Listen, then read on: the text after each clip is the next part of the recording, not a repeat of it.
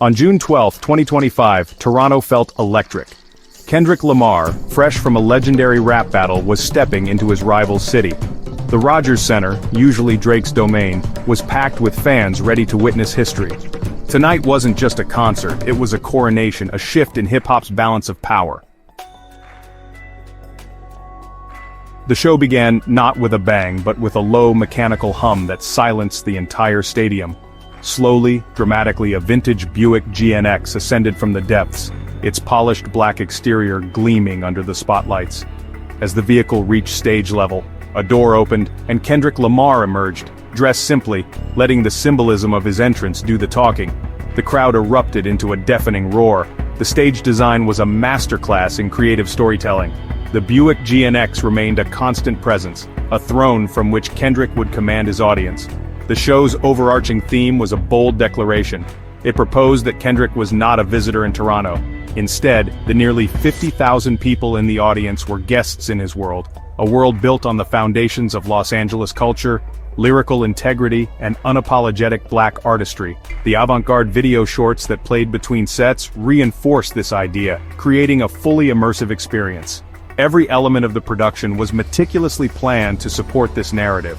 The simple, powerful image of Kendrick Lamar rising from below in a classic American car was enough. The king had arrived, not by storming the gates, but by simply appearing in the center of the castle, as if he owned the place all along. The first notes of "Like That" sent a shockwave through the Rogers Center.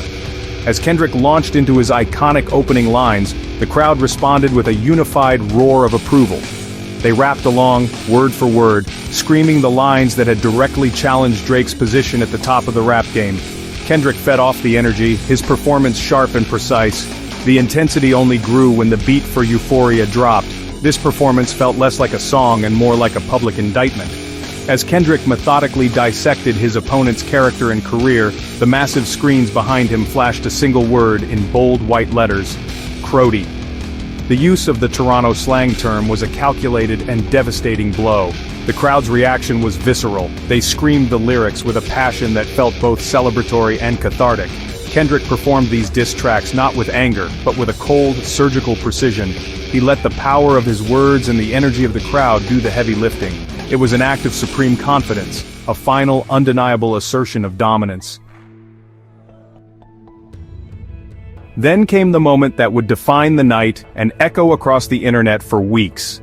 The infectious West Coast beat of "Not Like Us" began to pulsate through the stadium's sound system, and the atmosphere shifted from intense to pure, unadulterated euphoria. From the very first psst, the entire arena was on its feet, moving as one. The energy was electric, a collective release of tension that exploded into a citywide party hosted by the man who was supposed to be the enemy. As Kendrick reached the hook, he paused, a knowing look on his face, and held the microphone out to the crowd. A chorus of nearly 50,000 voices in perfect, thunderous unison screamed the line that had become a viral meme: "They not like us." In that moment, the Rogers Center was no longer Drake's home. It was Kendrick Lamar's victory rally. The performance of "Not Like Us" wasn't just a concert highlight, it was a cultural coronation. Visually, the performance was a celebration of black culture. The screens, curated by Lauren Halsey, displayed vibrant, joyful imagery that connected the West Coast experience to the broader black diaspora. The performance of "Not Like Us" was repeated not once but multiple times throughout the night, each time with more intensity and joy.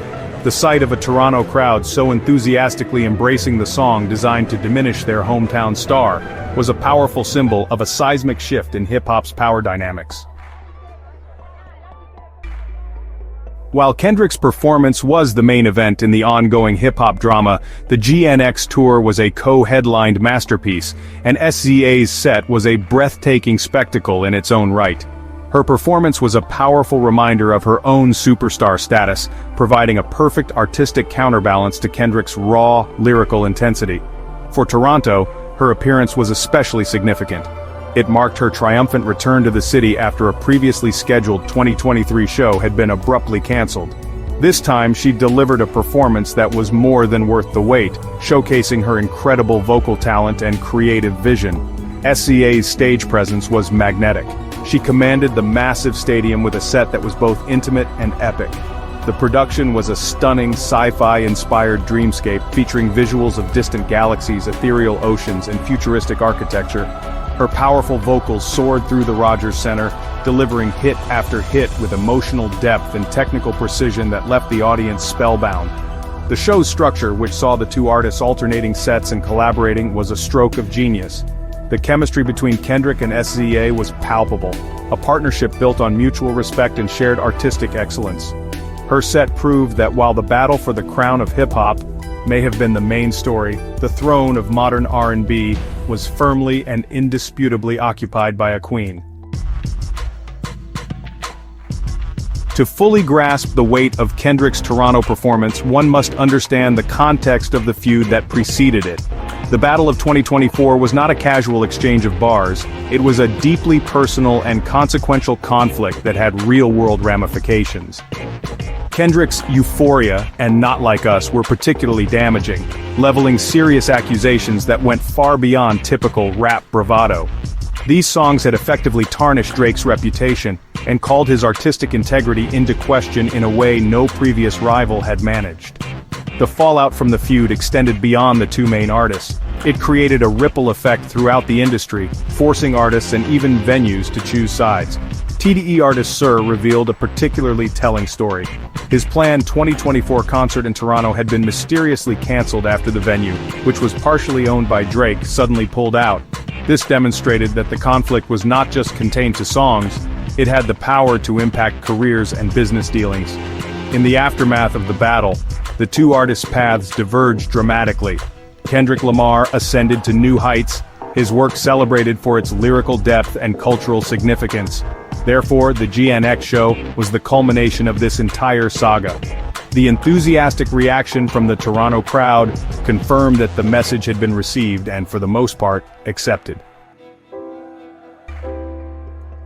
As tens of thousands of fans eagerly poured into the Rogers Center, a small, almost comical scene unfolded on the periphery. A group of about 6 or 7 individuals had gathered outside the venue in a feeble attempt at a counter-protest. They held makeshift signs and chanted slogans, their stated goal being to remind them who runs the 6ix9ine. However, their efforts were completely and utterly ineffective. The protest was so small that it was largely ignored by the massive crowds making their way to the concert. Most fans walked past without giving the group a second glance, their excitement for the show far outweighing any interest in the minor commotion. The scene was less of a serious demonstration and more of a footnote, a tiny whisper of dissent drowned out by the thunderous roar of anticipation for Kendrick Lamar. It highlighted the reality of the situation. The momentum was entirely on Kendrick's side. The protest's failure was symbolic of the larger shift that had occurred. The real voice of Toronto was not the handful of protesters outside, but the tens of thousands of fans inside, ready to sing along to every word of Kendrick's diss tracks. The war was over, the victory was being celebrated, and the last vestiges of resistance were too small to even be noticed.